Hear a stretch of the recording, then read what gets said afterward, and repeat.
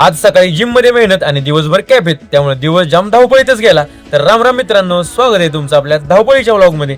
नेहमीप्रमाणे सकाळी आवरून निघालो जिमला. आणि भावांनो, उन्हाळा जरा कमी झालाय, त्यामुळे सकाळी चालायला लईच लोक यायला लागले. त्यांना बघून अजूनच मोटिवेशन येते बघा. मग जिम मध्ये पोहोचल्यावर बजरंगबलीचं दर्शन घेऊन वॉर्मअप सुरू केला. आज होता आपला लेग डे. सॅटर्डेमुळे आज जिम मध्ये जास्त गर्दीच नव्हती. मग स्मिथ मशीन स्क्वॉट्स घेऊन लेग वर्कआउट सुरू केला.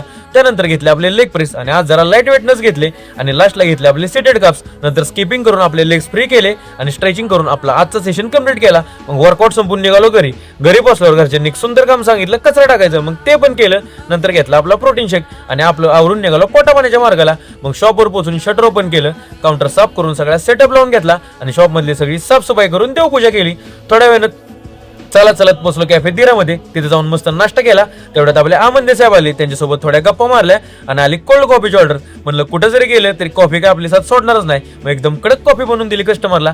त्यानंतर आली पनीर तंदुरी सँडविच आणि फ्राईजची ऑर्डर. मग मॅडम लागल्या कामाला आणि मी पण लागलो फ्राईज बनवायला. दोन्ही ऑर्डर एकदम मस्त रेडी केल्या.